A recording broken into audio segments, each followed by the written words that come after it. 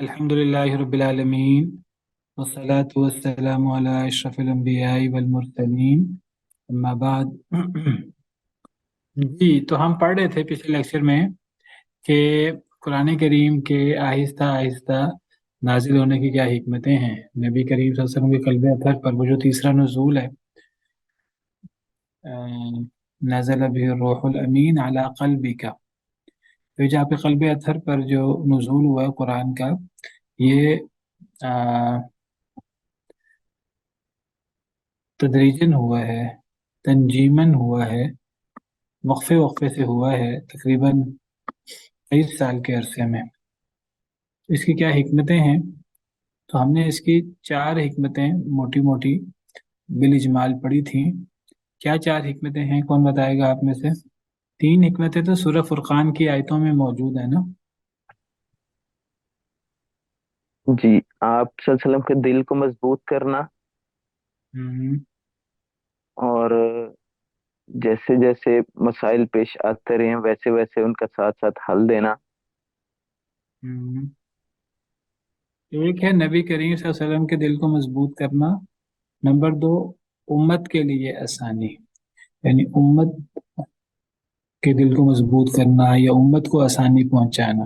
اور تیسرا ہے کہ جیسے جیسے اعتراضات ہوں، حالات و واقعات پیش آئیں تو اس کے مطابق مسئلے کا حل اترے. یہ 3 باتیں سورہ فرقان میں موجود ہیں. یہ کیسے سورہ فرقان میں موجود ہیں؟ اگر ہم سورہ فرقان کی یہ 3 آیات کھولیں، یہ آیات کھولیں جس میں اللہ تعالیٰ نے باقاعدہ کفار کا یہ اعتراض نقل کیا ہے کہ وہ کہتے ہیں کہ یہ قرآن آپ پر اکٹھا نازل کیوں نہیں ہوا. اللہ نے ان کا یہ اعتراض نقل کر کے پھر یہ 3 جوابات تو سورہ فرقان میں موجود ہیں. وقالوا لولا نزل علیہ القرآن جملۃ واحدہ.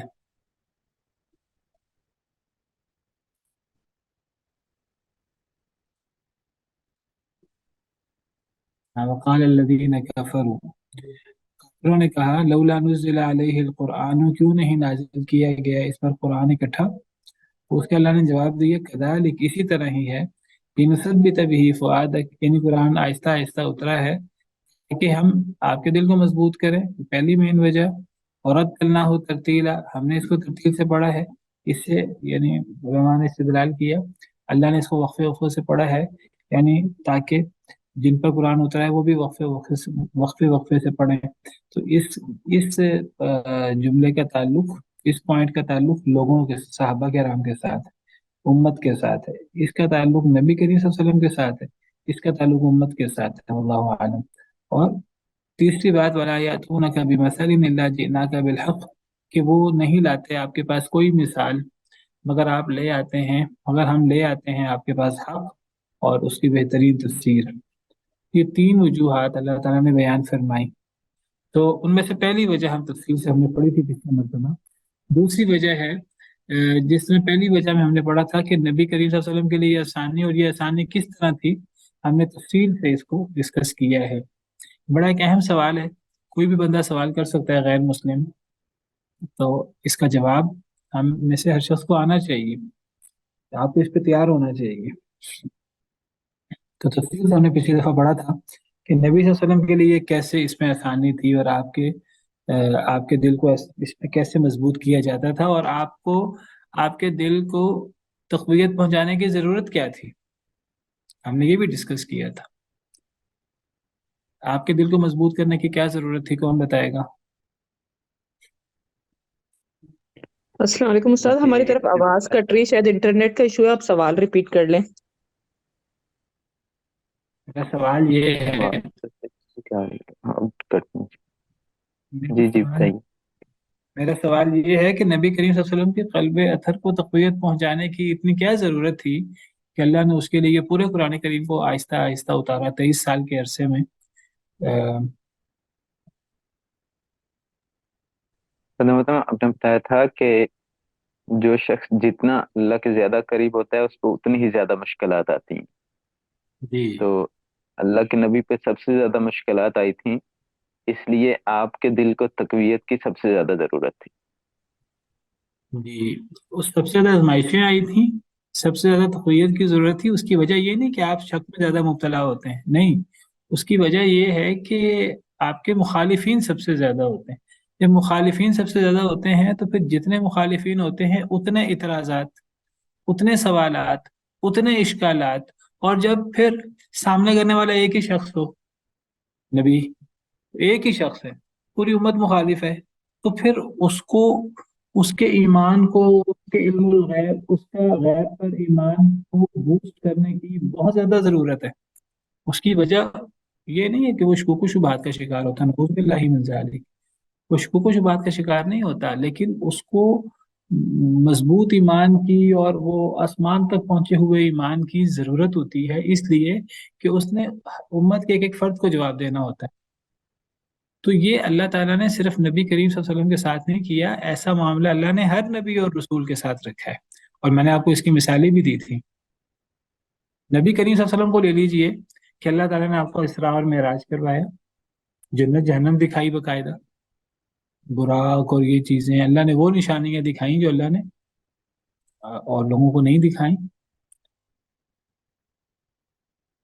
حضرت ابراہیم علیہ السلام کے بارے میں قرآن میں آتا ہے وَكَذَلِكَ نُرِي إِبْرَاهِيمَ مَلَكُوتَ السَّمَاوَاتِ وَالْأَرْضِ، اسی طرح ہم دکھاتے تھے ابراہیم علیہ السلام کو زمین و آسمان کی ملکوت.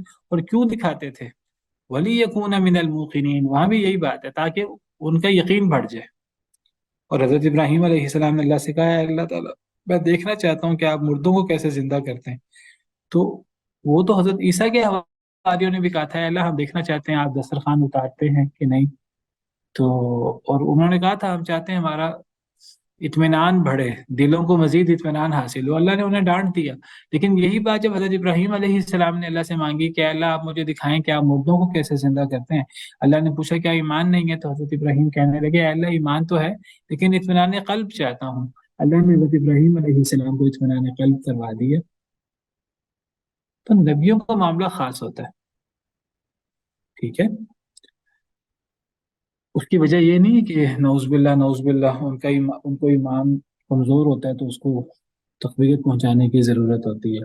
ان کو اصل میں زیادہ لوگوں سے واسطہ پڑتا ہے، زیادہ اعتراضات سے واسطہ پڑتا ہے، تو انہوں نے لوگوں کو زیادہ مطمئن کرنا ہوتا ہے. تو اس کے لیے اپنا ایمان اور یقین انتہا درجے کا ہونا چاہیے. اچھا، ایک تو فائدہ ہوا نبی صلی اللہ علیہ وسلم کے حوالے سے، وہ ہم تفصیل سے پڑھ چکے ہیں. دوسرا فائدہ کا تعلق امت کے حوالے سے ہے، اور اس کے حوالے سے بنیادی آیات یا بنیادی نقطہ ہمارے سامنے کیا ہے؟ ایک تو ورتلناہ ترتیلا وقالوا لولا نزل علیہ القرآن جملۃ واحدہ ذلک لنثبت به فؤادک. یہ اس کا تعلق تو ہے پہلے پوائنٹ سے. ورتلناہ ترتیلا اس کا تعلق امت کے ساتھ ہے. اس کا تعلق امت کے ساتھ کیسے ہے؟ اس لیے کہ اللہ تعالیٰ فرما رہے ہیں کہ ہم نے اس قرآن کو ترتیل سے پڑھا ہے. اللہ اپنا ذکر کر رہے ہیں کہ ہم نے اس قرآن کو ترتیل سے پڑھا ہے. ترتیل سے پڑھنے کا مطلب کیا ہے؟ وقفے وقفے سے پڑھا ہے. جب اللہ نے وقفے وقفے سے پڑھا ہے تو گویا کہ جس پر قرآن اترا ہے وہ لوگ بھی اس کو، گویا کہ ان کے لیے بھی حکم ہے وہ اس کو وقفے وقفے سے پڑھیں. جس طرح نبی صلی اللہ علیہ وسلم کو حکم ہے ورتل القرآن ترتیلا، کیا نبی صلی اللہ علیہ وسلم آپ قرآن کریم کو ترتیل سے پڑھیں یعنی وقفے وقفے سے پڑھیں؟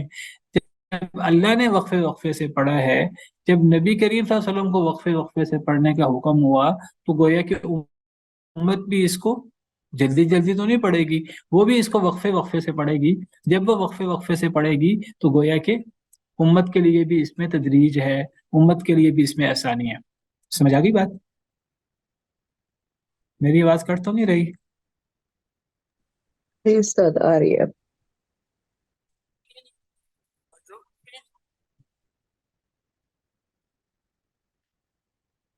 تو اس کا تعلق امت کے ساتھ ہوا، اور اس کے لیے دوسری آیت کریمہ میں نے آپ کے سامنے پیش کی تھی. دوسری آیت کریمہ سورہ بنی اسرائیل کی، وہ میں نے یہاں بھی ذکر کی ہے. وَقُرْآنًا فَرَقْنَاهُ لِتَقْرَأَهُ عَلَى النَّاسِ عَلَى مُكْثٍ وَنَزَّلْنَاهُ. یہ پوری آیت اگر ہم دیکھیں تو آگے ہے وَنَزَّلْنَاهُ تَنزِيلًا،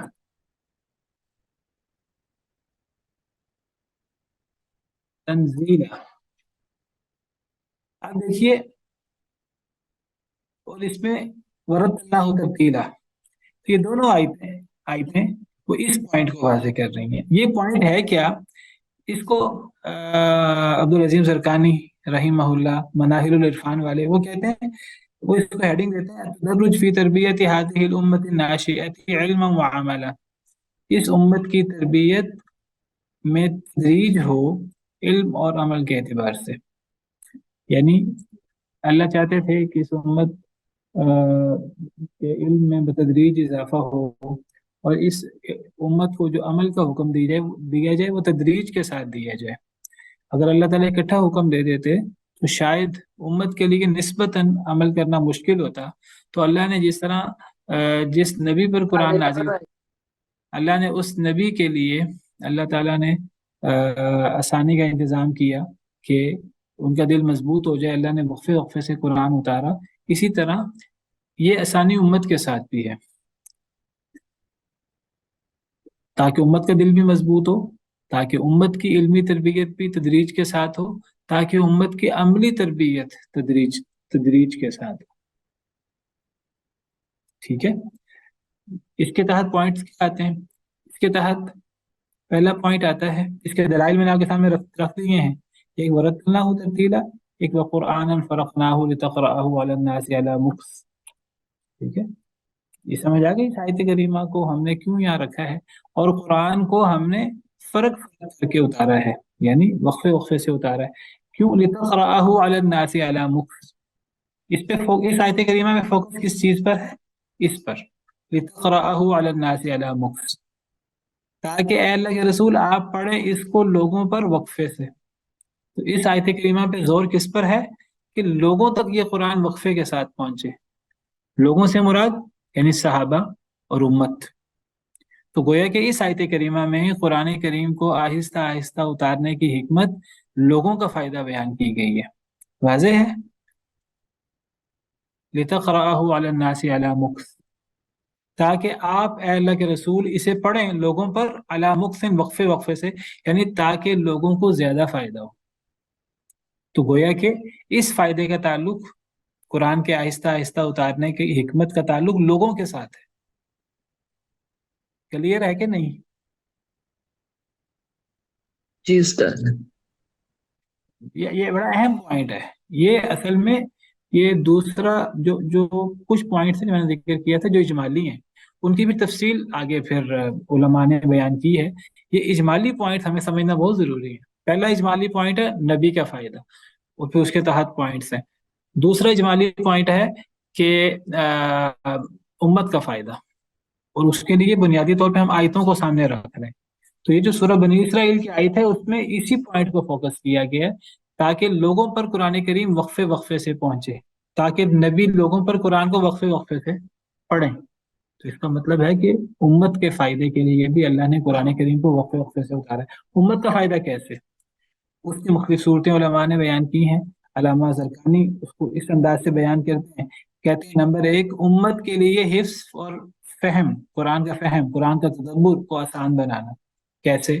یعنی اگر قرآن کریم آہستہ آہستہ اترے گا تو امت کے لیے قرآن کریم کو یاد کرنا نسبتاً آسان زیادہ ہو جائے گا. اگر کسی کو کہا جائے کہ یہ 1000 صفحات ہیں، 500 صفحات ہیں، ان کو یاد کرو، تو اس کی بجائے اگر کسی کو روزانہ 5 صفحات دیے جائیں، ایک صفحہ روزانہ دیا جائے اور کہا جائے اس کو یاد کرو، تو کیا چیز زیادہ آسان ہوگی؟ سیدھی سی بات ہے، جو چیز ایک ایک صفحہ کر کے دی جائے گی وہ زیادہ آسان ہوگی، اس کو یاد کرنا زیادہ آسان ہوگا، ہے کہ نہیں؟ تو امت کے لیے حفظ اور فہم کو، قرآن کے فہم اور تدبر کو آسان بنانا. باقاعدہ صحابہ ذکر کرتے ہیں اس کا. صحابہ کہتے ہیں کہ ہم نے قرآن کریم کو ایسے یاد نہیں کیا. ہم نے قرآن کریم کو کیسے یاد کیا؟ حضرت ابن عمر وغیرہ کیسے بیان فرماتے ہیں؟ وہ کہتے ہیں ہم 5 آیتیں یاد کرتے تھے، ہم ان کا علم حاصل کرتے تھے، ان میں تدبر، اس کو سیکھتے تھے نبی کریم صلی اللہ علیہ وسلم سے، اس پر عمل کرتے تھے. جب ہم اس کو سیکھ لیتے، تدبر اور تفسیر اس کی جان لیتے، اس پر عمل کر لیتے، پھر اگلی 5 آیتیں ہم نبی کریم صلی اللہ علیہ وسلم سے پڑھتے، ان کو یاد کرتے، ان میں تدبر، اس کی تفسیر سمجھتے، اس پر عمل کرتے، پھر اگلی آیتیں. تو وہ کہتے ہیں فَتَعَلَّمْنَا الْعِلْمَ وَالْعَمَلَ جَمِيعًا، یہ طریقہ کار ہے صحابہ کرام کا. تو یہ طریقہ کار کیسے ممکن ہوا؟ ممکن ایسے ہوا کہ قرآن کریم بھی تو وقفے وقفے سے اتر رہا ہے. آٹومیٹک صحابہ کرام کا ایک تدریجن ان کا سیکھنے کا ایک طریقہ کار بن گیا.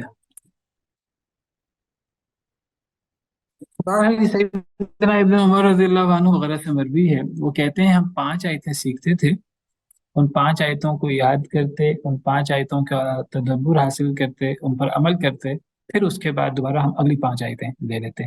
تو اس طرح انہوں نے وقفے وقفے سے قرآن کریم کو یاد کیا ہے اور قرآن کریم کو سیکھا ہے.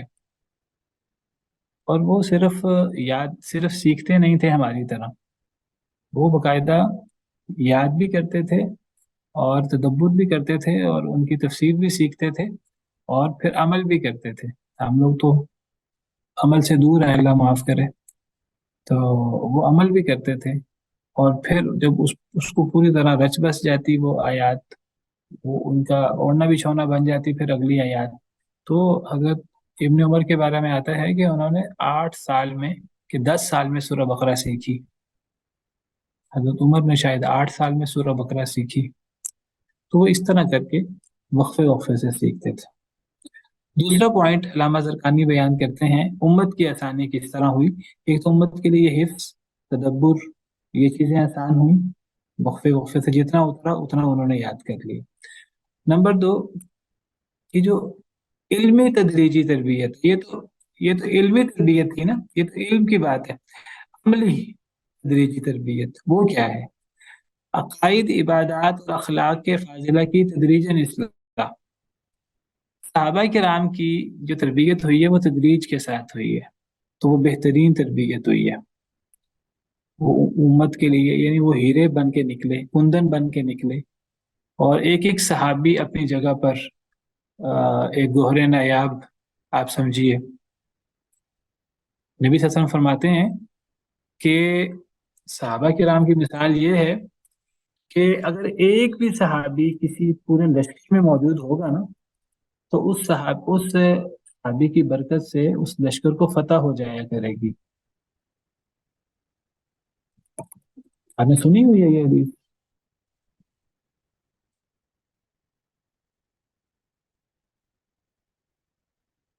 نہیں استاد محترم، نہیں سنی. یہ دیکھیے میں حدیث آپ کو سناتا ہوں. یہ دیکھیے نبی صلی اللہ علیہ وسلم نے فرمایا کہ حدیث مبارکہ میں آتا ہے، صحیح مسلم کی حدیث ہے، حضرت ابو بردہ اپنے باپ سے روایت کرتے ہیں، وہ کہتے ہیں کہ ہم نے مغرب کی نماز پڑھی نبی کریم صلی اللہ علیہ وسلم کے ساتھ. پھر ہم نے کہا کہ ہم بیٹھے رہتے ہیں حتیٰ کہ ہم نبی کریم صلی اللہ علیہ وسلم کے ساتھ عشاء کی نماز پڑھیں گے. صحابہ کرام نے کہا کہ ہم نے نبی کریم صلی اللہ علیہ وسلم کے ساتھ مغرب کی نماز پڑھی ہے، اب بجائے اس کے کہ ہم گھر جائیں، گھر جا کے پھر واپس آ کر عشاء کی نماز پڑھیں، ہم بیٹھے رہتے ہیں مغرب کے بعد، ہم دینی باتیں کرتے ہیں اور پھر ہم نبی کریم صلی اللہ علیہ وسلم کے ساتھ ہی عشاء کی نماز پڑھیں گے. نماز کا شوق اور نبی کریم صلی اللہ علیہ وسلم کے ساتھ نماز کا شوق، اور انہوں نے کہا درمیان میں ہم کوئی علمی مکالمہ وغیرہ کر لیں گے. تو یہ صحابہ کرام کا شوق تھا. تو راوی کہتے ہیں فجلسنا، ہم بیٹھ گئے مغرب کے بعد، اب عشاء کے انتظار میں بیٹھ گئے. فخرج علینا، تو نبی کریم صلی اللہ علیہ وسلم نکلے عشاء کے لیے لمبے عرصے کے بعد. تو آپ نے فرمایا مازل تم وہاں ہونا، تم ابھی تک ادھر ہی ہو، تم گئے نہیں واپس. آپ حیران ہوئے. ہم نے عرض کیا یا رسول اللہ صلینا معک المغرب، ہم نے آپ کے ساتھ نماز پڑھی. ثم قلنا، پھر ہم نے کہا نجلس حتی نصلی معک العشاء، ہم بیٹھے رہتے ہیں حتیٰ کہ ہم آپ کے ساتھ ہی عشاء پڑھیں گے. قال، تو نبی صلی اللہ علیہ وسلم نے فرمایا احسنتم، یا تو آپ نے فرمایا کہ تم احسنتم، تم نے بہت اچھا کیا، یا آپ نے فرمایا اصبتم، تم نے بہت ٹھیک کیا. آپ نے تعریف کی ان کے جذبے کی، کتنا ان کو شوق ہے دین کا، نماز کا، نبی کریم صلی اللہ علیہ وسلم کی رفاقت کا. یا وہ جو درمیان میں وہ بیٹھ گئے تھے مسجد میں ہی علمی گفتگو کرنے کے لیے، تو علم کا آپ خوش ہوئے صحابہ کرام کے شوق کو دیکھ کر. قال، راوی کہتے ہیں فرفع رأسہ الی السماء، جب آپ خوش ہوئے صحابہ کرام سے، اب آپ نے پھر صحابہ کرام کی تعریف پھر آپ نے کی، کیسے کی؟ راوی کہتے ہیں آپ نے آسمان کو دیکھا، آپ نے اپنا سر اٹھایا آسمان کی طرف، وَكَانَ كَثِيرًا مِمَّا يَرْفَعُ رَأْسَهُ إِلَى السَّمَاءِ، اور نبی کریم صلی اللہ علیہ وسلم اکثر اپنا سر آسمان کی طرف اٹھایا کرتے تھے۔ آسمان کی طرف اکثر سر اٹھانا چاہیے، غور کرنے کے لیے آسمانوں میں، اللہ کی قدرتوں میں، افق میں۔ سنریہم آیاتنا فی الآفاق وفی انفسہم، اللہ فرماتے ہیں ان قریب ہم انہیں اپنی نشانیاں دکھائیں گے آفاق میں اور ان کی جانوں میں بھی۔ تو یہ اجرام فلکی اور چاند اور ستارے اور آسمان، اور غور کرنا چاہیے آسمان میں کوئی خلا ہے کہ نہیں، کوئی کمی ہے کہ نہیں۔ اللہ کی عظمت اس سے ہمارے ذہنوں میں آتی ہے۔ تو نبی صلی اللہ علیہ وسلم نے آسمان کی طرف سر اٹھایا، اور نبی کریم صلی اللہ علیہ وسلم اکثر اوقات آسمان کی طرف سر اٹھایا کرتے تھے۔ پھر آپ نے فرمایا النجوم امانۃ للسماء فاذا ذهبت النجوم اتى السماء ما توعد، آپ نے فرمایا کہ ستارے آسمان کے لیے امن کا باعث ہے، یعنی جب تک ستارے ہیں تب تک آسمان ہے۔ فاذا ذهبت النجوم، جب ستارے چلے جائیں گے، اتى السماء ما توعد، تو آسمان کو وہ شے آئے گی جس کا آسمان کو وعدہ کیا گیا ہے۔ کیا مطلب؟ آسمان پھٹ جائے گا، قیامت آ جائے گی۔ قیامت ستارے جھڑنے کے ساتھ آئے گی۔ ستارے موجود ہوں تو قیامت نہیں آئے گی، ستارے موجود ہوں تو آسمان تباہ نہیں ہوگا، آسمان تباہ ہوگا ستاروں کے جانے کے بعد۔ تو جب تک ستارے ہیں تب تک آسمان ہے، تو گویا کہ ستارے آسمانوں کے لیے، آسمان کے لیے تحفظ کا باعث ہے۔ یہ آپ نے مثال دی، اور یہ مثال بھی حقیقت پر مبنی ہے۔ نبی صلی اللہ علیہ وسلم جو بات کرتے ہیں وحی کی روشنی میں، وہ زبان وحی سے نکلی ہوئی ہر بات وحی ہوتی ہے۔ یہ مثال دی کہ آپ نے فرمایا کہ جس طرح ستارے آسمان کے لیے تحفظ کا باعث ہیں، وَأَنَا أَمَانَةٌ لِأَصْحَابِي، اسی طرح میں اپنے صحابہ کے لیے حفاظت کا باعث ہوں، تحفظ کا باعث ہوں۔ کیا مطلب؟ یعنی جس طرح جب تک ستارے ہیں تب تک آسمان تباہ نہیں ہو سکتا، جب تک میں موجود ہوں میرے صحابہ ان کا وہ محفوظ رہیں گے، وہ فتنوں کا اس طرح شکار نہیں ہوں گے۔ فَإِذَا ذَهَبْتُ، ہاں جب میں چلا جاؤں گا، جب مجھے اللہ اپنے پاس بلا لیں گے، اصحابی ما یوعدون، تو آئے گا میرے صحابہ کے پاس جو انہیں وعدہ دیا گیا ہے۔ کیا مطلب؟ آزمائشیں، فتنے۔ صحابہ کرام بھی فتنوں کا شکار ہوئے نبی کریم صلی اللہ علیہ وسلم کے بعد، خاص طور پہ حضرت عمر کے بعد۔ حضرت عمر جو ہیں وہ بھی ایک رکاوٹ تھے فتنوں کے لیے۔ حضرت عثمان کے دور میں، اور خاص طور پہ آخری دور میں فتنے شروع ہوئے زیادہ، اور حضرت علی کا دور تو بڑی آزمائشیں، بڑے فتنے۔ تو نبی صلی اللہ علیہ وسلم نے فرمایا جب تک میں موجود ہوں تب تک میں صحابہ کے لیے ایک رکاوٹ ہوں، فتنوں سے، مشکلات سے، میری برکت سے صحابہ کرام بہت سارے فتنوں سے محفوظ رہیں گے۔ پھر آپ نے فرمایا وَأَصْحَابِي أَمَانَةٌ لِأُمَّتِي، میرے صحابہ میری امت کے لیے حفاظت کا باعث ہے، تحفظ کا باعث ہے۔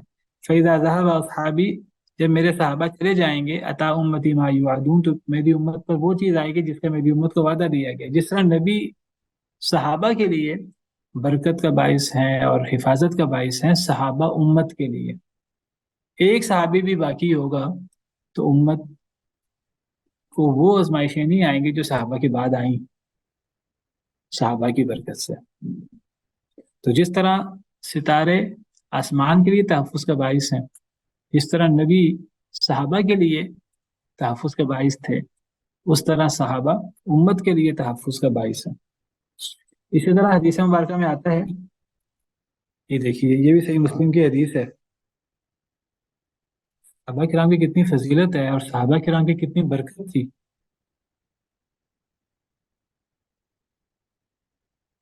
یہ دیکھیے حضرت ابو سعید خدری کہتے ہیں کہ نبی کریم صلی اللہ علیہ وسلم نے فرمایا یأتی علی الناس زمان، لوگوں پر ایک زمانہ آئے گا، یبعث فیہم البعث، لوگوں میں ایک لشکر بھیجا جائے گا، یعنی جنگ ہوگی۔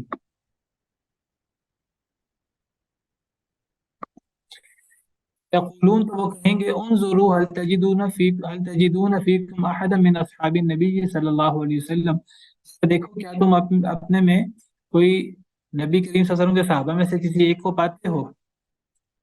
فیوجد الرجل، ایک شخص پایا جائے گا، یعنی ایک صحابی پایا جائے گا، فیفتح لہم بہ، کیا مطلب ہے؟ فیفتح لہم بہ،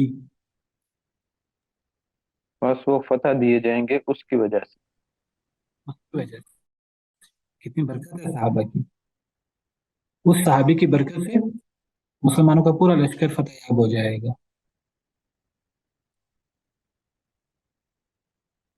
ثم یبعث البعث الثانی، پھر ایک اور لشکر بھیجا جائے گا.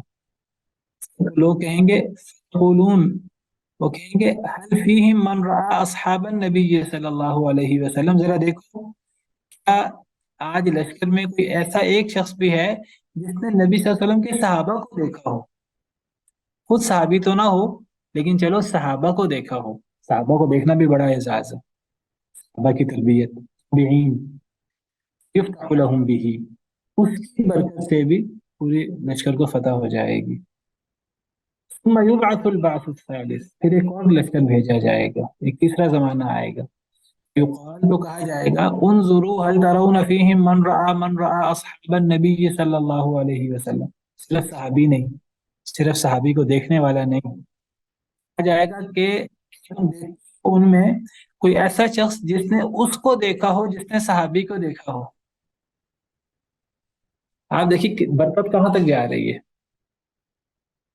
ایک چھوٹی فضیلت ہے یہ،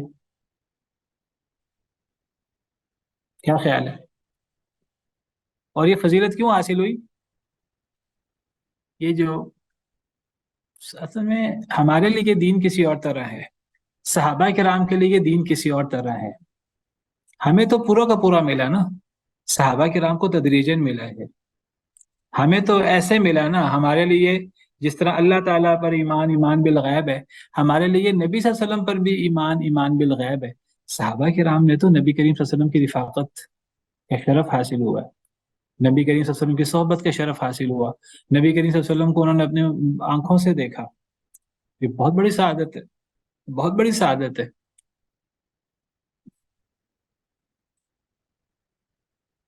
صحابہ کرام کی جو تربیت ہوئی ہے وہ امت کی ہو ہی نہیں سکتی. امت کو قرآن پورا ملا ہے، جیسے پچھلی کتابیں پچھلی لوگوں کو پوری ملی تھی، لیکن صحابہ کرام کو اس طرح قرآن نہیں ملا. صحابہ کرام کو وہ وقفے وقفے سے ملا ہے، وہ حالات و واقعات کے مطابق ملا ہے. مکی دور میں مکی آیات ملی ہیں، مدنی دور میں مدنی آیات ملی ہیں. جس طرح اس کا فائدہ نبی صلی اللہ علیہ وسلم کو ہوا ہے، اس طرح صحابہ کرام کو بھی ہوا ہے. صحابہ کرام کو ایک وہ اعزاز حاصل ہے جو امت میں کسی کو بھی حاصل نہیں. وہ کیا اعزاز ہے کہ صحابہ کرام باقاعدہ قرآن دین کے نزول میں عملی واقعات میں شریک ہیں. ائمہ کرام اس کی تعبیر کرتے ہیں قد شاہد التنزیل. صحابہ کرام کو یہ سعادت اور یہ اعزاز حاصل ہے، انہوں نے قرآن کے، وحی کے، دین کے اترنے کا مشاہدہ کیا. قد شاہد التنزیل، یہ جو دین اتر رہا تھا نا، احکامات میں اضافہ ہو رہا ہے، چیزیں نسخ ہو رہی ہیں، منسوخ ہو رہی ہیں، محو ہو رہا ہے، اثبات ہو رہا ہے. یمحو اللہ ما یشاء ویثبت، اللہ جو چاہتے ہیں مٹا دیتے ہیں، جو چاہتے ہیں اللہ ثابت کر دیتے ہیں، جو کمی کرنا چاہتے ہیں کمی کر دیتے ہیں، جو اضافہ کرنا چاہتے ہیں اضافہ کر دیتے ہیں. اللہ کے پاس تو ام الکتاب ہے. ہمیں تو یہ چیز ایسے نہیں ملی، ہمیں تو وہ آپ سمجھے بنی بنائی اور طے شدہ کر کے ملی. صحابہ کرام کے دور میں یہ کمی بیشی اور یہ ساری چیزیں، دین ابھی اتنا ہے، ابھی اور بڑھ رہا ہے، ابھی اور بڑھ رہا ہے، ابھی اور بڑھ رہا ہے، ابھی نسخ ہو رہی ہے، ابھی احکامات میں اضافہ ہو رہا ہے، نئے احکامات اتر رہے ہیں. اب یہ حالات ہے تو یہ حکم، یہ حالات ہے تو یہ حکم، اب یہ حکم منسوخ ہو گیا. صحابہ کرام نے ان تمام چیزوں کا مشاہدہ کیا. یعنی جنگ بدر کے واقعات ہوتے ہیں تو قرآن کی آیتیں اتر آتی ہیں، یعنی صحابہ کرام، یعنی قرآن میں جو کچھ اللہ نے بیان کیا تو اس کے اسباب نزول میں اور اس میں کہیں نہ کہیں صحابہ کرام شریک ہو رہے ہیں. کیا خیال ہے؟ کتنی بڑی سعادت ہے، کتنا بڑا مقام ہے. نبی صلی اللہ علیہ وسلم پر وحی نازل ہوتی ہے تو کئی دفعہ نبی صلی اللہ علیہ وسلم پر وحی نازل ہو رہی ہے، صحابہ کرام ساتھ ہی بیٹھے ہیں. کئی دفعہ صحابہ کرام کی مبارک ٹانگوں پر نبی کریم صلی اللہ علیہ وسلم کی مبارک ران ہے وہی نازل ہو رہی ہے. حضرت زید بن حارثہ، حضرت زید بن ثابت فرماتے ہیں کہ نبی کریم صلی اللہ علیہ وسلم مجھے وہی لکھا ہے، لا يستوي القاعدون من المؤمنین والمجاہدون فی سبیل اللہ. ابھی وہ درمیان کا ایک ٹکڑا ہے وہ نازل نہیں ہوا تھا. یہ آیت تھی. یہ آیت کس طرح تھی؟ لا يستوي القاعدون من المؤمنین،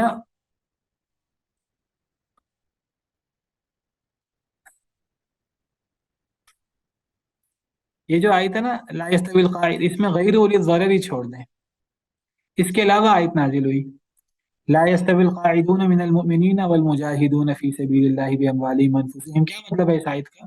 کون ترجمہ کرے گا؟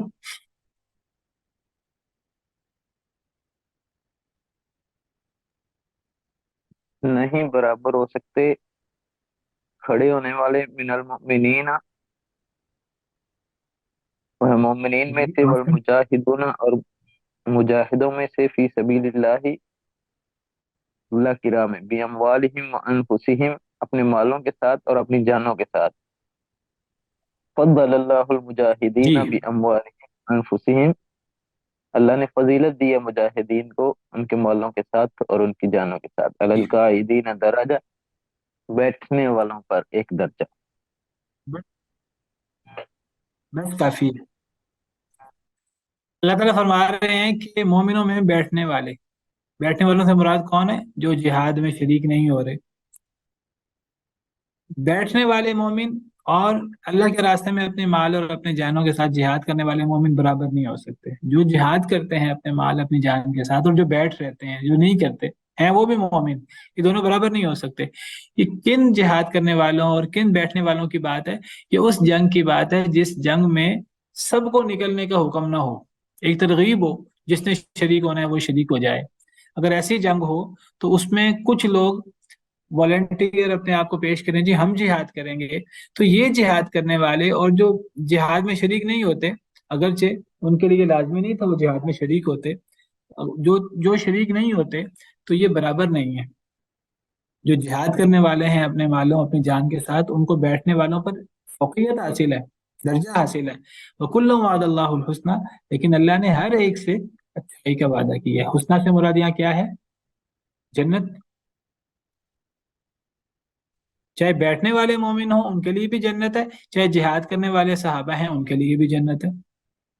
اگرچہ جہاد کرنے والوں کو بیٹھنے والوں پر بہت بڑا فضیلت، بہت بڑا درجہ حاصل ہے، لیکن جہاد کرنے والے صحابہ بھی جنتی ہیں اور بیٹھنے والے صحابہ بھی جنتی ہیں. یہ میں پھر وضاحت کر رہا ہوں، یہ کس جہاد کی بات ہو رہی ہے؟ جس میں سب کو نکلنے کا حکم نہیں ہے. اگر سب کو نکلنا کا حکم ہو پھر تو جو بیٹھنے والا ہے پھر تو وہ تو نافرمان ہے نا، پھر تو وہ صحابی ہو ہی نہیں سکتا، پھر تو وہ تو منافق ہوگا. ٹھیک ہے، تو یہ کون سا جہاد ہے؟ کہ وہ جہاد ہے جس میں سب کو نکلنے کا حکم نہ ہو. اچھا، جب یہ آیت نازل ہوئی، اب آپ یہ نبی صلی اللہ علیہ وسلم یہ آیت لکھوا رہے ہیں حضرت زید بن ثابت کو. حضرت زید بن ثابت کا گھٹنا آپ کے مبارک گھٹنے کے نیچے ہے. ابھی آپ یہ لکھوا رہے ہیں، ایک نبینا صحابی، ایک معذور صحابی وہ آئے، انہوں نے نبی صلی اللہ علیہ وسلم کو یہ آیت مبارکہ لکھواتے سنا تو وہ کہنے لگے اے اللہ کے رسول، اللہ تعالیٰ کہتے ہیں کہ جہاد کرنے والے اور جہاد سے بیٹھنے والے مومن برابر نہیں ہیں. اے اللہ کے رسول، میں جہاد کرنا چاہتا ہوں لیکن میں کر نہیں سکتا، میں نبینا ہوں، میں معذور ہوں، تو کیا میں بھی مفضول ان لوگوں میں ہوں کہ جو بیٹھنے والے ہیں؟ ابھی انہوں نے یہ بات کہی، نبی صلی اللہ علیہ وسلم پر وحی کی کیفیت طاری ہو گئی. آپ وحی کی کیفیت طاری ہوئی تو نبی صلی اللہ علیہ وسلم تو حضرت زید بن ثابت فرماتے ہیں کہ نبی صلی اللہ علیہ وسلم کا مبارک گھٹنا اتنا وزنی ہو گیا کہ مجھے لگا میرا گھٹنا ٹوٹ جائے گا. سنی ہوئی ہے یہ حدیث؟ یہ اس موقع کی حدیث ہے. جی سنی ہوئی ہے. اس موقع پر یہ ٹکڑا نازل ہوا غیر اولی الضرر. یعنی اب ایک صحابی سوال کرتا ہے تو اب یہ جو وضاحت آئی ہے صحابی کے سوال پر، اس سے آیت بہترین طریقے سے مکمل ہوئی اور بہترین طریقے سے اس ٹکڑے کی وضاحت ہو گئی. کہ یہاں وہ بیٹھنے والے مراد ہے جن کا عذر نہ ہو. اور یہ کون بیٹھنے والے ہیں؟ یہ وہ ہیں جب سب کو نکلنے کا حکم نہیں ہے. ورنہ اگر سب کو نکلنے کا حکم ہو پھر تو بیٹھنا اس کی تو اجازت ہی نہیں ہے. یہاں اس بیٹھنے کی بات ہے کہ جس کی اجازت تھی، لیکن وہ بیٹھنے والے جن کا عذر نہیں ہے وہ کمتر ہیں، جہاد کرنے والے برتر ہیں، اگرچہ دونوں جنتی ہیں. جب وہ صحابی نے آ کر کہا اللہ کے رسول میں تو جہاد کرنا چاہتا ہوں، میں آنکھیں نہیں ہیں، میں جہاد کر نہیں سکتا، تو یہ آیت نازل ہو گئی کہ تمہارا مقام مجاہدین والا ہے، چاہے تم جہاد نہیں کر رہے پھر بھی تم مجاہدین میں سے ہو. اب دیکھیے صحابہ کرام اس طرح کر کے وحی کے نزول میں شریک ہو جاتے تھے. یہ ایک ایسا مقام ہے صحابہ کرام کو جو امت میں سے کسی کو حاصل نہیں ہو سکتا. قرآن کی ایک آیت ہے، آیت نازل ہوئی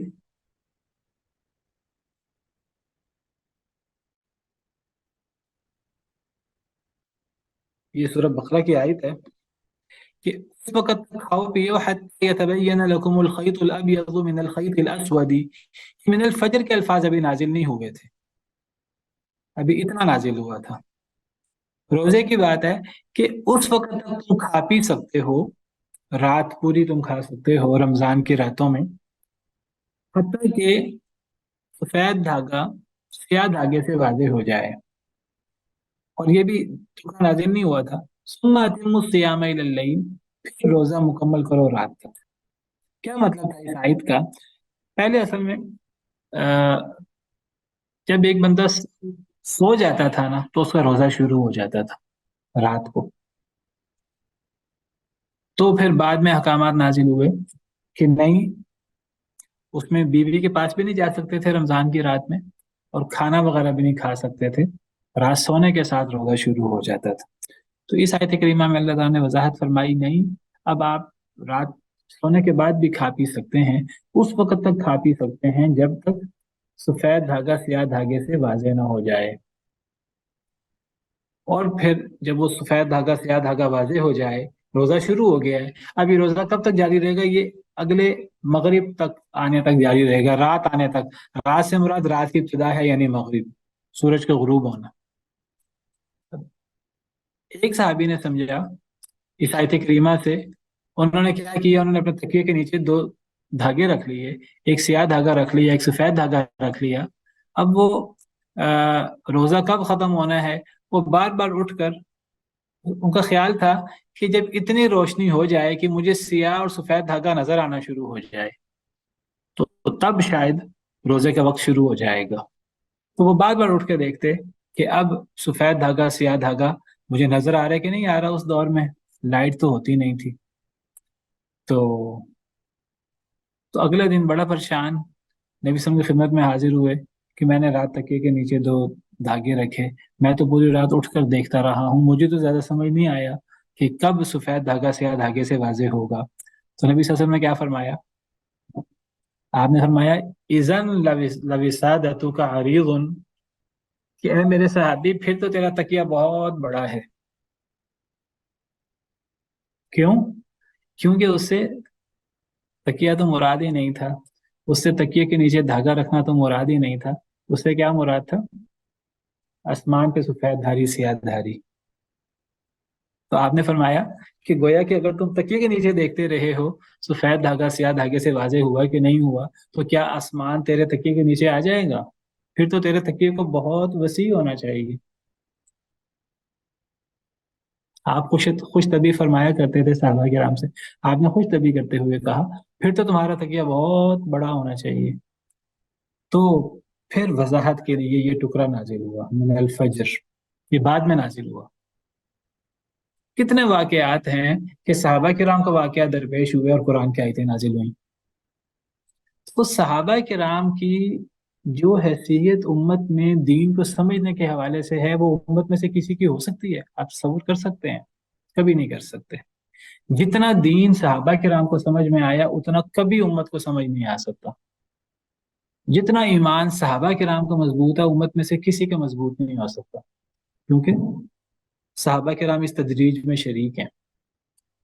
صحابہ کرام کی تربیت نبی کریم صلی اللہ علیہ وسلم نے تربیت کی ہے. اور صحابہ کرام کو فیض ملتا تھا نبی صلی اللہ علیہ وسلم کو دیکھ دیکھ کر، نبی صلی اللہ علیہ وسلم کی رفاقت سے انہوں نے فائدہ اٹھایا وغیرہ وغیرہ. یہ مطلب ہے قد شاہدوا تنزیل. جنگ بدر کے حالات پیش آ رہے ہیں، جو آیات اتر رہی ہیں ساری جنگ بدر کی، وہ صحابہ کرام کے تناظر میں اتر رہی ہیں، نبی صلی اللہ علیہ وسلم اور صحابہ کرام کے تناظر میں. جنگ احد ہے تو وہ، جنگ خندق ہے تو وہ، جو ہم نے ساری پڑھی ہیں جنگ خندق میں، جہاں اللہ تعالیٰ تعریف کرتے ہیں کہ ولما رأى المؤمنون الأحزاب قالوا هذا ما وعدنا الله. کس کی بات ہو رہی؟ صحابہ کی بات ہو رہی. من المؤمنين رجال صدقوا ما عاهدوا الله عليه فمنهم من قضى نحبه ومنهم من ينتظر.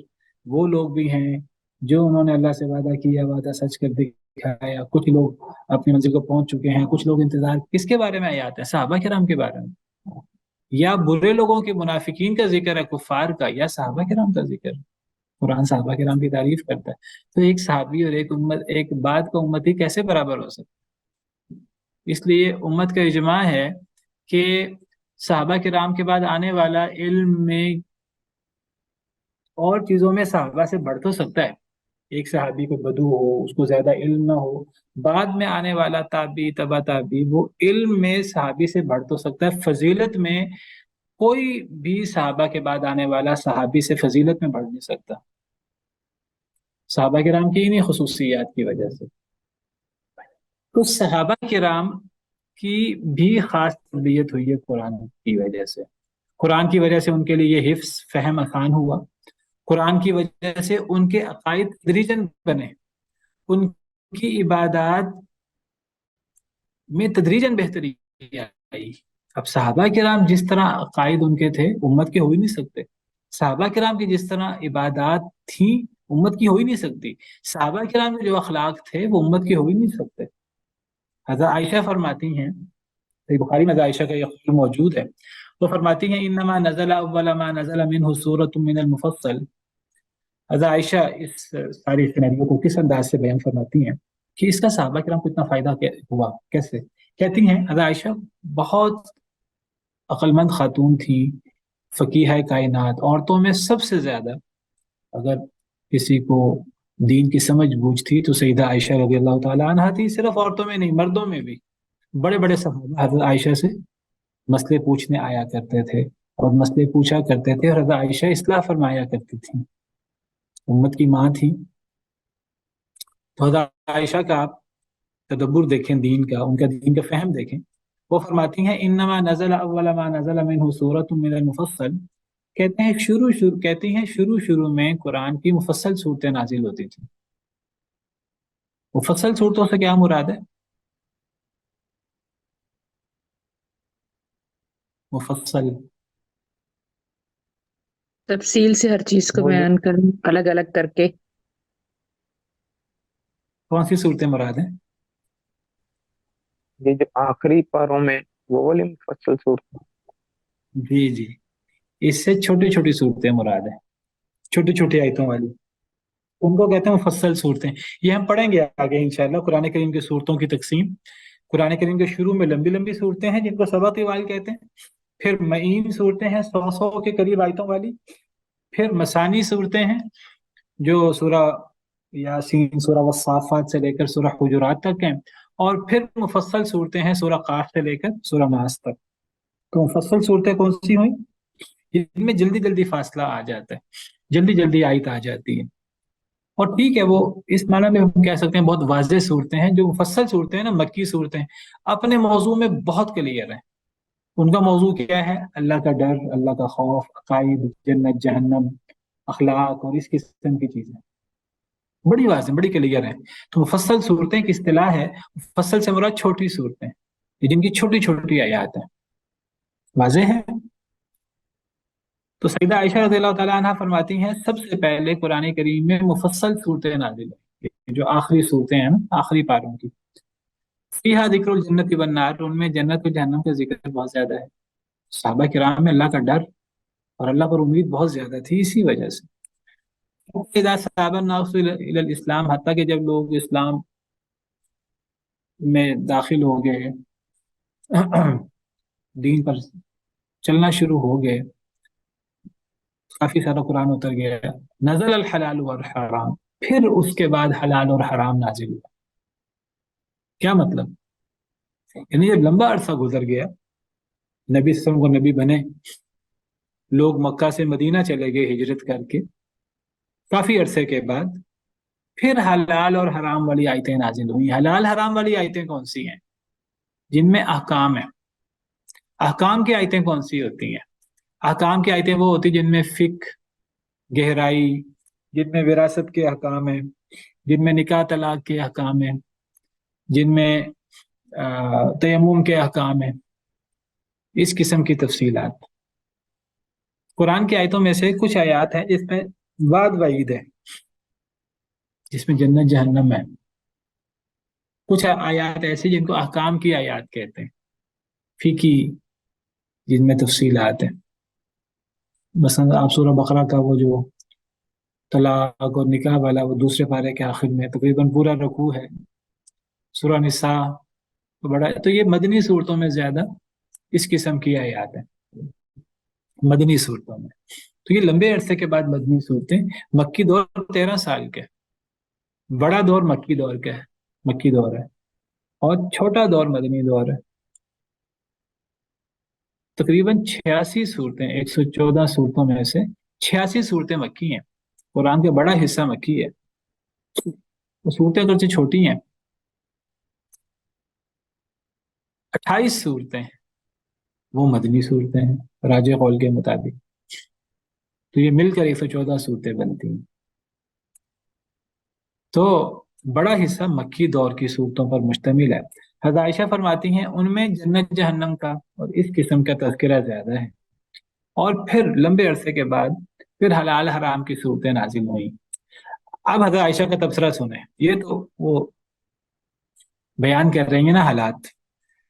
फरमाती हैं वलो नज़ल औ वला शैइन, अगर हलाल हराम शुरू में नाजिल हो जाता, अगर शुरू में इस किस्म की आयात नाजिल हो जाती, ला तशरबुल खम्र, शराब ना पियो, लक़ालू ला नदअुल खम्र अबदा, तो वो कहते कि हम तो शराब को छोड़ ही नहीं सकते। और अगर शुरू में इस किस्म की आयत नाजिल हो जाती, ला तज़नू, कुरान में कितनी जगह ला तज़नू, सहाबा किराम ने अमल किया है बदरजा अतम। लेकिन अगर ये आयतें शुरू शुरू में नाजिल हो जाती, लक़ालू ला नदअु ज़िना अबदा, तो वो कहते हम तो जिना छोड़ ही नहीं सकते, ये तो जाहिलियत में उनकी घुट्टी में पड़ा हुआ था। लक़द नज़ल बिमक्का अला मुहम्मद सल्लल्लाहु अलैहि वसल्लम व इन्नी लजारियतुन अलअब, नबी सल्लल्लाहु अलैहि वसल्लम पर मक्का मुकरमा में ये आयत नाजिल हुई और मैं अभी बच्ची थी, मैं खेला करती थी। हज़रत आयशा बयान कर रही हैं कि ये जो आयत है, बलिस्साअतु मौइदुहुम वस्साअतु अदहा व अमर, ये सूरह कमर की आयत है, मक्की दौर की आयत है। कहते हैं कि ये शुरू दौर की आयत, और शुरू दौर की ये आयत है मक्की दौर की, और मैं अभी इतनी छोटी थी कि मैं खेला करती थी। तो उस दौर में नबी सल्लल्लाहु अलैहि वसल्लम पर यह आयत नाजिल हुई। इस आयत में किसका जिक्र है? जन्नत जहन्नम का, वही जो पीछे हज़रत आयशा ने फरमाया। कहती है वमा नज़लत सूरतुल अल बकरा वन निसा इल्ला व अना इंदा, और सूरह बकरा और सूरह निसा तो नबी सल्लल्लाहु अलैहि वसल्लम पर बाद में नाजिल हुई। उस वक्त तक मैं नबी सल्लल्लाहु अलैहि वसल्लम के निकाह में आ चुकी थी, रुखसती मेरी हो चुकी थी, यानी मदनी दौर में। ये सीधा आयशा रज़ी अल्लाह ताला अन्हा ने पूरा एक नक्शा खींचा है कि कुरान के नुज़ूल में तदरीज कैसे थी, कैसे शुरू में जन्नत जहन्नम अकाइद की इस्लाह हुई, और कैसे हलाल हराम और ये चीजें बाद में नाजिल हुई। आपको पता है दीन में तदरीज है।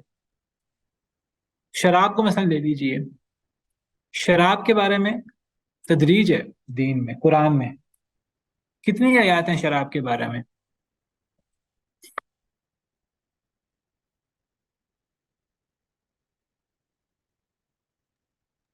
तीन चार जगह पे शायद, ख्याल। 3 या 4। चार, चार आयत हैं कुरान में शराब के बारे में। क्या तरतीब है, कौन बताएगा आप में से किसी को याद हो तो?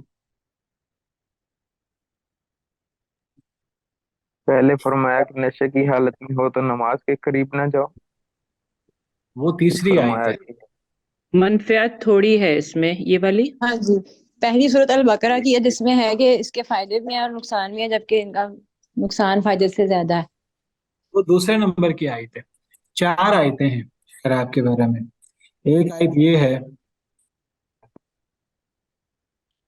इन्नमल खमर वल मैसर वल अंसाब वल अज़लाम, वो रिजसुम आखिर मिन अमल शैतान, वो आखिरी आयत है, पहले वाली रहती है। पहली रह गई है। पहली आयत ये है मक्की दौर की। मक्की दौर में सूरह नहल मक्की है। इसमें अल्लाह ताला अपने इनामात बयान कर रहे हैं कि जी जानवरों में इबरत है, तुम्हें जानवरों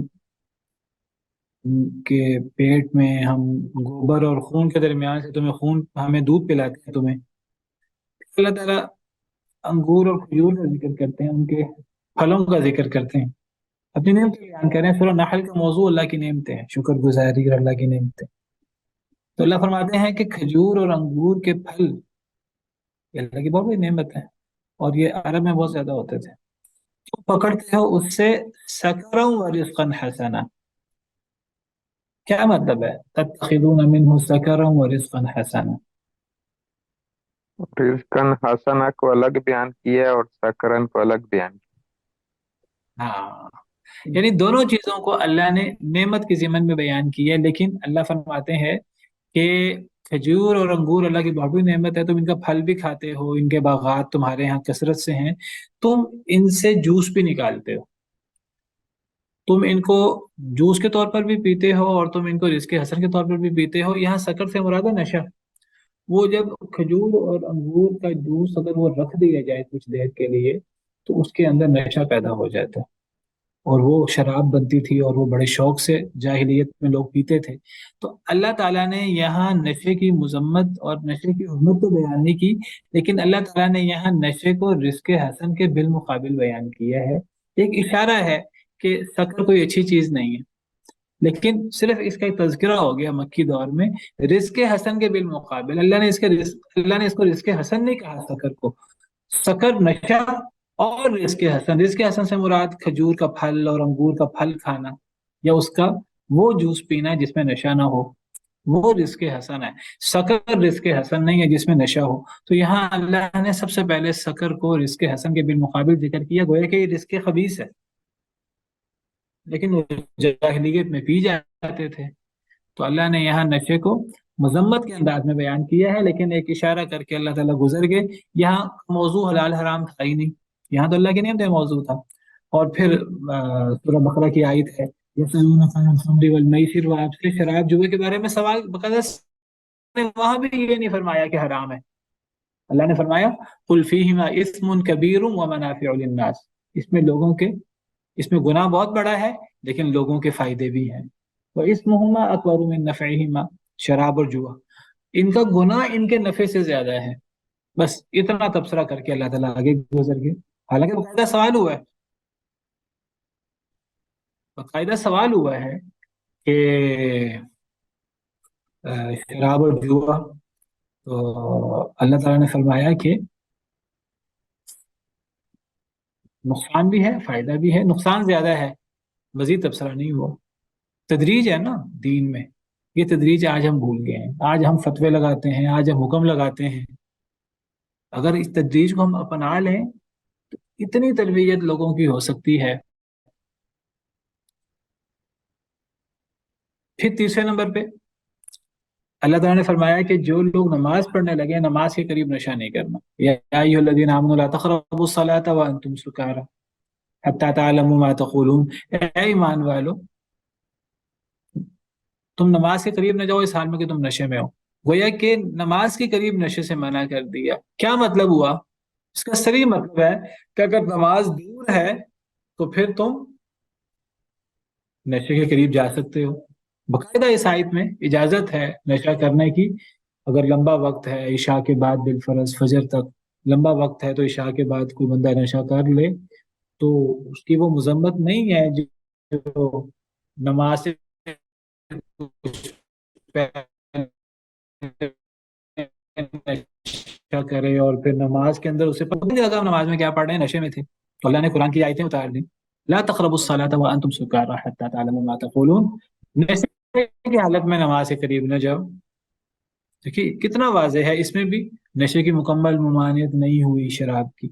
और फिर जब ये पूरी तरबियत हो गई सहाबा किराम की, अब ये आयतें नाजिल हो रही हैं और हज़रत उमर और दीगर सहाबा किराम इंतजार कर रहे हैं कि कब अल्लाह की तरफ से फाइनल हुक्म आएगा। तरबियत हो रही है ना, साथ साथ तरबियत हो चुकी है। تو حضرت عمر کہتے ہیں جب کوئی آیت نازل ہوتی ہے حضرت عمر کہتے ہیں اے اللہ شراب کے بارے میں مزید کافی شافی حکم نازل کریں. ہر حکم پہ حضرت عمر یہ فرماتے ہیں. اور پھر ایک وقت آتا ہے کہ سورہ مائدہ جو قرآن کی آخری صورتوں میں سے، سورہ مائدہ میں نے شاید ذکر کیا آپ کو کہ نہیں ذکر کیا، قرآن کی سب سے آخری سورت سورہ نصر ہے، 114 نمبر سورت. سیکنڈ لاسٹ سورت سورہ توبہ ہے اور 113 نمبر. اور تھرڈ لاسٹ سورت سورہ مائدہ ہے، 112 نمبر سورت، جس میں الیوم اکملت لکم دینکم والی آیت بھی ہے. یہ سب سے آخری دور کی سورت ہے، 112 نمبر سورت ہے سورہ مائدہ. اس میں یہ آیت ہے یا ایھا الذین آمنوا انما الخمر والمیسر والانصاب والازلام رجس من عمل الشیطان. اے ایمان والو شراب، جوا اور یہ جو استہانوں پر بت نصب ہوتے ہیں اور یہ جو جوئے کے تیر ہیں یہ رجس ہیں، پلید ہیں. رجس من عمل شیطان، شیطانی اعمال ہیں. فاجتنبوہ، ان سے بچ جاؤ لعلکم تفلحون، تاکہ تم کامیاب ہو جاؤ. انما یرید الشیطان، اللہ چاہتا ہے کہ اللہ تعالیٰ تمہیں شیطان چاہتا ہے کہ وہ تمہارے درمیان یہ شراب اور جوئے کی وجہ سے دشمنی پیدا کر دے، بغض پیدا کر دے. وَيَصُدَّكُمْ عَنْ ذِكْرِ اللَّهِ وَعَنِ الصَّلَاةِ، تمہیں اللہ کے ذکر سے روک دے، نماز سے روک دے. فَهَلْ أَنْتُمْ مُنْتَهُونَ، باز آتے ہو کہ باز نہیں آتے. وَأَطِيعُوا اللَّهَ وَأَطِيعُوا الرَّسُولَ وَاحْذَرُوا، اللہ اور اللہ کے رسول کی اطاعت کرو اور بچ جاؤ. اگر نہیں بچو گے تو رسول کا کام تو صرف پہنچا دینا ہے. اتنی سخت آیت ہے اور اتنی شدت سے شراب اور جوئے کی ممانعت ہوئی ہے. علماء کہتے ہیں 10 حکم ہیں ان 2-3 آیات میں جو سورہ مائدہ کی ہیں، 10 طریقے سے اللہ نے شراب اور جوئے کو حرام کیا. اس کے باوجود آج کئی وہ لوگ جو شراب اور جوئے کے بارے میں تعویل کرنے والے قرآن کے، وہ کہتے ہیں جی قرآن میں کہاں شراب کو حرام کیا گیا. ایسے لوگ بھی ہیں جو یہ بات کہتے ہیں. قرآن میں کہاں ہے جی شراب حرام ہے، حرام کا لفظ دکھاؤ. جب یہ آیت نازل ہوئی تو حضرت عمر کہتے ہیں کہ ہم اسی کا تو انتظار کر رہے تھے، انتہائی نہ ہم باز آ گئے. حضرت انس کہتے ہیں کہ میں صحابہ کرام کی ایک جماعت کو شراب پلا رہا تھا کہ یہ آیت ہم تک پہنچی کہ یہ آیت نازل ہو گئی ہے. تو اب صحابہ کرام کی اتنی تربیت ہو گئی تھی کہ صحابہ کرام نے باقاعدہ اپنے شراب کے مٹکے انڈیل دیے اور مدینہ کی گلیوں میں باقاعدہ شراب بہنے لگی نہر کی طرح. اتنی صحابہ کرام کی تربیت ہو چکی تھی. تو یہ تدریج کا فائدہ ہے، تدریجاً اللہ نے یہ چیزیں حرام کی. عائشہ فرماتی ہیں اگر شروع دور میں یہ آیات نازل ہوتی تو شاید صحابہ کرام جیسے لوگ بھی اس پر اتنی شدت سے عمل نہ کر پاتے.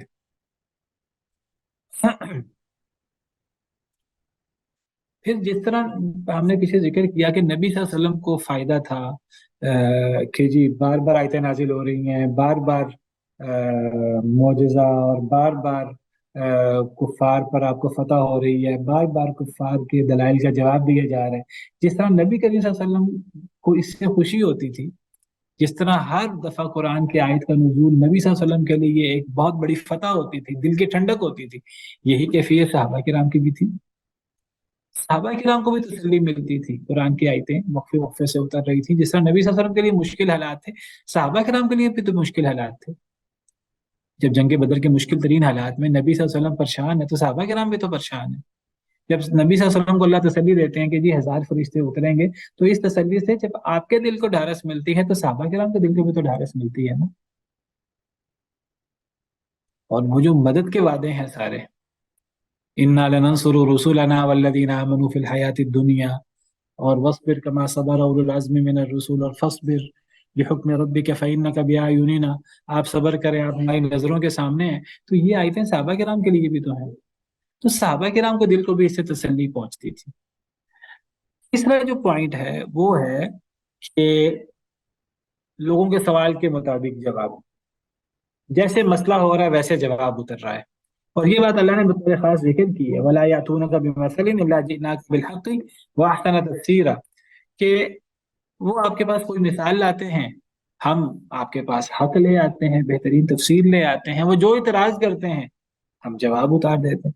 اب آپ دیکھیے اس کی تفصیل اگر آپ دیکھیں قرآن کریم میں 20 جگہ پر اللہ نے کفار کے یا لوگوں کے سوالات پیش کیے ہیں اور پھر اللہ نے جواب دیے ہیں. 20 آیات ہیں قرآن کریم کی، جیسے ابھی میں نے پڑھی آپ کے سامنے یسألونک عن الخمر والمیسر، وہ آپ سے سوال کرتے ہیں شراب و جوے کے بارے میں، تو اس وقت حالات کے مطابق یہ جواب تھا کہ گناہ بہت زیادہ ہے، نفع بھی ہیں لیکن گناہ نفع سے زیادہ ہے۔ فوری جواب آ گیا۔ یسألونک عن الروح قل الروح من امر ربی، وہ آپ سے سوال کرتے ہیں روح کے بارے میں، آپ کہہ دیجئے روح میرے رب کا حکم ہے، تمہیں تھوڑا علم دیا گیا ہے۔ وَيَسْتَفْتُونَكَ فِي النِّسَاءِ، وہ آپ سے سوال کرتے ہیں عورتوں کے بارے میں، قُلِ اللَّهُ يُفْتِيكُمْ فِيهِنَّ، کہہ دیجئے اللہ تمہیں فتویٰ دیتا ہے۔ وہ کیا فتویٰ دیتا ہے وہ آگے آ رہا ہے۔ یستفتونک قل اللہ یفتیکم فی الکلالہ، وہ آپ سے سوال کرتے ہیں، کہہ دیجئے اللہ تمہیں جواب دیتا ہے کلالہ کے بارے میں، پھر آگے کلالہ کی تفصیل آ رہی ہے۔ یسألونک ماذا ينفقون، آپ سے سوال کرتے ہیں کیا خرچ کریں، قل العفو، کہہ دیجئے ضرورت سے زائد خرچ کرو۔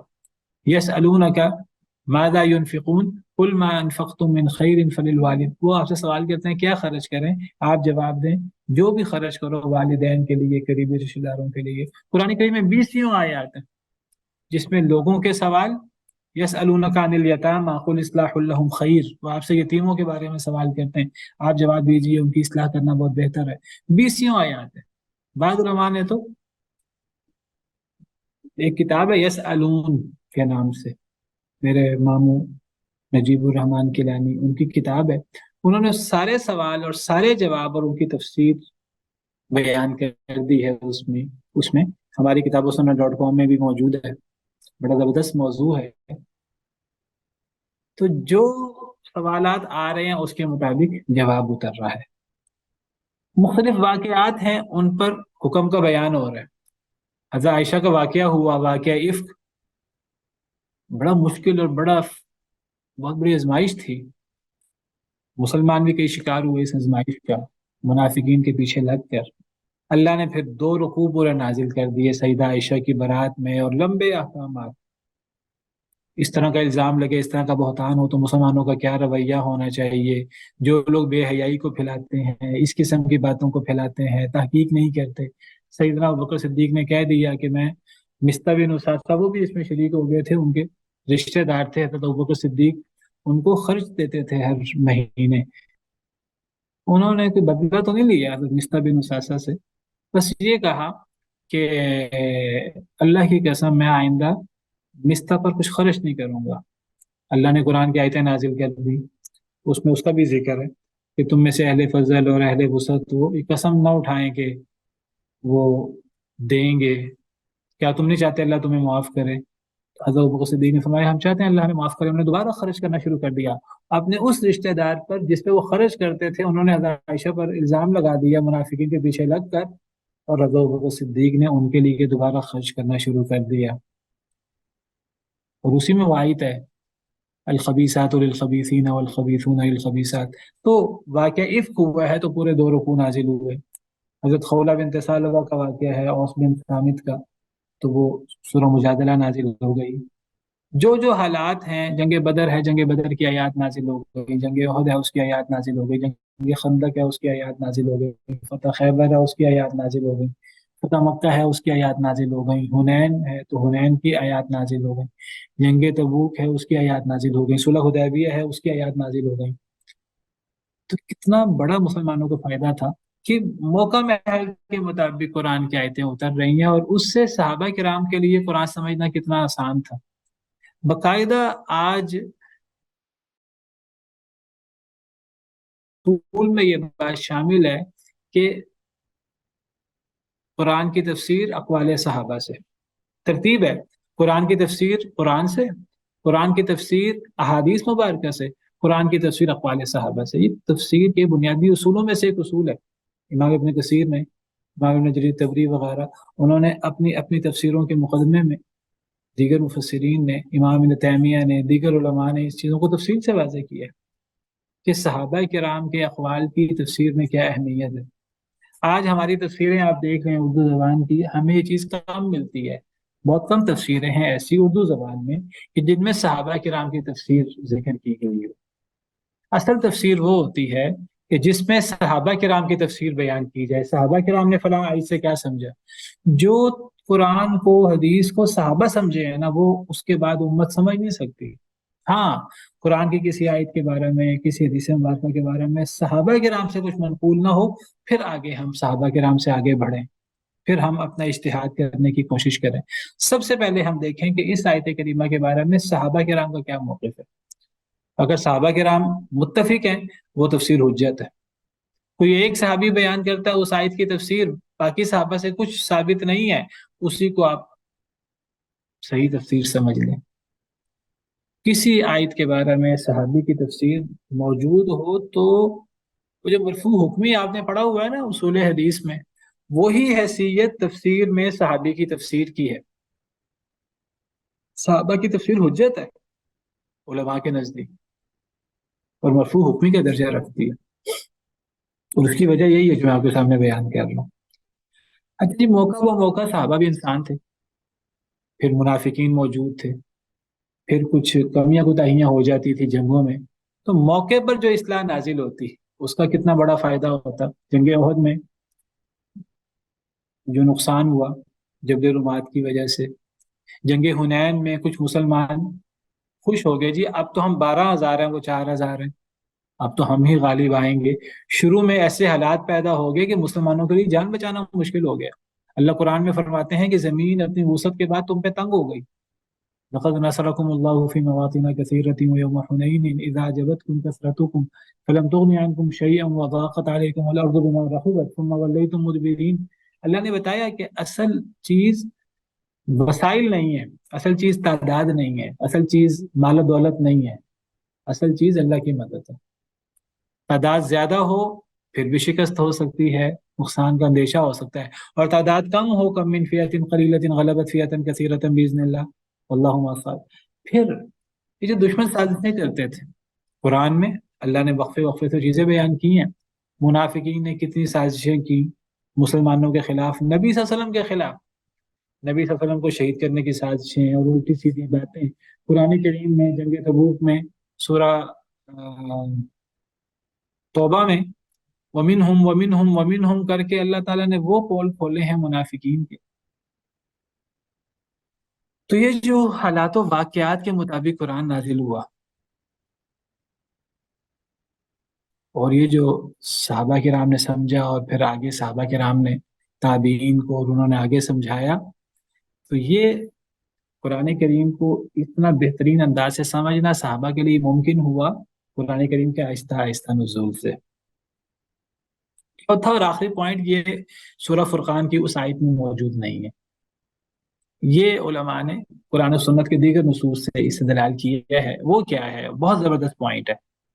وہ ہے قرآن کے مقصد کی طرف رہنمائی کہ یہ کلام اللہ ہے، یہ رسول کریم صلی اللہ علیہ وسلم کی یا کسی اور کی بات نہیں ہے، کسی اور کا کلام نہیں ہے، کسی اور نے نہیں گھڑا، یہ قرآن کریم اللہ کی طرف سے ہے۔ قرآن کریم کے آہستہ آہستہ نزول سے ہمیں یہ بات سمجھ میں آتی ہے۔ کیسے ہمیں یہ بات سمجھ میں آتی ہے؟ یعنی قرآن کریم اگر اکٹھا نازل ہو جاتا تو شاید یعنی مشکل ہوتا ہے ثابت کرنا۔ اس کے اور دلائل تھے اس کو ثابت کرنے کے کہ یہ اللہ کی طرف سے ہے، لیکن قرآن کریم کا آہستہ آہستہ نازل ہونا یہ بھی ایک اعتبار سے دلیل ہے کہ قرآن اللہ کا کلام ہے۔ کس اعتبار سے یہ دلیل ہے؟ اس اعتبار سے یہ دلیل ہے، اور یہ بہت بڑی دلیل ہے۔ جی جی بتائیں۔ جی تو میں ذکر کر دیتا ہوں کہ دیکھیے قرآن کریم ایک حالت میں نازل نہیں ہوا۔ قرآن کریم 23 سال کے لمبے عرصے میں نازل ہوا ہے۔ 23 سال کے لمبے عرصے میں مسلمان، اگر قرآن کریم نبی کریم صلی اللہ علیہ وسلم کے ذاتی کلام ہو بفرض محال، کسی کا کلام ہو، کسی شخص نے نبی صلی اللہ علیہ وسلم کو بنا کر دے دیا ہو بفرض محال، جس طرح کفار دعویٰ کرتے ہیں ام یقولون افترا، تو اگر یہ انسانی کلام ہے تو اس دور میں انسانوں کے حالات ایک جیسے نہیں تھے۔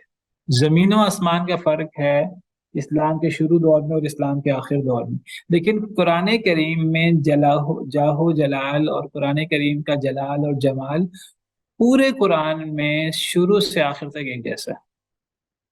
بلکہ وہ دور جو مشکل دور تھا مسلمانوں، مکی دور، اس میں جاہ و جلال قرآن کا بہت نمایاں ہے۔ قرآن کا اعجاز اور فصاحت و بلاغت انتہا کو پہنچی ہوئی ہے، اور جو دور مدنی دور ہے جس میں مسلمان آہستہ آہستہ غالب آ رہے تھے، اور ایک وقت آیا کہ جنگ احزاب کے موقع پر نبی صلی اللہ علیہ وسلم نے فرمایا اب وہ نہیں آئیں گے، اب ہم جایا کریں گے، اور پھر نبی صلی اللہ علیہ وسلم نے پھر صلح حدیبیہ ہوئی اگلے سال، 1400 صحابہ کرام کو آپ لے کے گئے، فتح خیبر ہوئی، آپ پہلی دفعہ نکلے اور اب فتح خیبر ہوئی، پھر فتح مکہ ہوئی، 10,000 کا ٹھاٹھے مارتا لشکر ہے، پھر جنگ حنین ہوئی، 12,000 کا لشکر ہے، پھر جنگ تبوک ہوئی، 30,000 کا لشکر ہے، اور یہ جنگ تبوک کس کے خلاف ہوئی؟ روم کے خلاف نکلے مسلمان، اور یہ نبی صلی اللہ علیہ وسلم کا آخری دور ہے، یعنی مسلمان اتنے طاقتور ہو چکے ہیں کہ سپر پاور کو للکار رہے ہیں، اور رومی نہیں آئے مقابلہ کرنے، مسلمان گئے ہیں مقابلہ کرنے۔ اس دور میں قرآن کریم کا جاہ و جلال، اگر وہ انسانی کلام ہو تو وہ ایک الگ انداز کا ہونا چاہیے، شروع دور میں ایک الگ انداز کا ہونا چاہیے، لیکن قرآن کریم کا جاہ و جلال ہمیں ایک جیسا نظر آتا ہے، بلکہ مکی دور میں قرآن کا جلال بہت زیادہ نظر آتا ہے۔ تو یہ بہت بڑی دلیل ہے اس بات کی کہ قرآن کریم اللہ کا کلام ہے۔ اللہ تعالیٰ تو حالات سے متاثر نہیں ہوتے۔ اللہ تعالیٰ جنہوں نے نبی صلی اللہ علیہ وسلم پر غار حرا میں اقرا بسم ربک الذی خلق نازل کی، اقرا بسم ربک الذی خلق میں جو جلال ہے، جو جمال ہے، جو فصاحت ہے، جو بلاغت ہے، وہ جو قرآن کریم کی آخری صورت ہے، سورۃ النصر، یا الیوم اکملت لکم دینکم، یا واتقوا یوما ترجعون فیہ الی اللہ، وہ آیات ہیں۔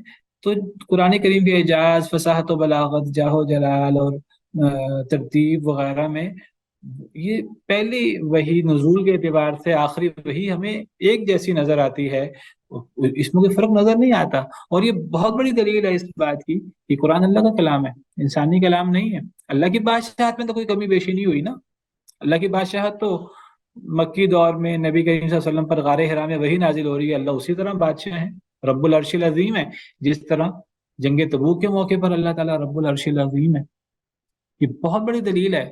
اگر یہ انسانی کلام ہو، انسان جب اتنے اونچ نیچ کے حالات سے گزرتا ہے تو انسان کی کلام میں زمین و آسمان کا فرق ہوتا ہے، اور انسان کی کلام میں کمی بیشی ہو جاتی ہے، اور انسان کی کلام میں نسیان آ جاتا ہے، اور انسان کی کلام میں اونچ نیچ آ جاتی ہے، اور یہی بات اللہ نے قرآن کی حقانیت کی بہت بڑی دلیل کے طور پر ذکر کی ہے۔ ام یقولون افترا، وہ کیا آیت ہے؟ افلا يتدبرون القرآن، کیا لوگ قرآن میں تدبر نہیں کرتے؟ ولو كان من عند غیر اللہ لوجدوا فیہ اختلافا کثیرا، اگر یہ اللہ کے علاوہ کسی اور کی طرف سے ہوتی تو اس میں بہت زیادہ اختلاف ہوتا۔ قرآن کریم میں ہمیں ایک اختلاف نظر نہیں آتا، ایک ٹکراؤ نظر نہیں آتا، قرآن کی ایک آیت دوسری آیت سے نہیں ٹکراتی، قرآن کی کوئی آیت کسی حدیث سے نہیں ٹکراتی، کوئی حدیث کسی حدیث سے نہیں ٹکراتی۔ اگر ہمیں کہیں ٹکراؤ نظر آتا ہے تو وہ ہماری عقلوں کا قصور ہے۔ قرآن کریم میں اور صحیح احادیث مبارکہ میں کسی قسم کا کوئی ٹکراؤ نہیں ہے، اور یہ دین کا اور قرآن کا بہت بڑا اعجاز ہے، اور یہ قرآن کریم کے منجماً نازل ہونے سے بھی قرآن کی حقانیت واضح ہوتی ہے۔ سبحان ربک رب العزت عما یصفون وسلام علی المرسلین والحمد للہ رب العالمین۔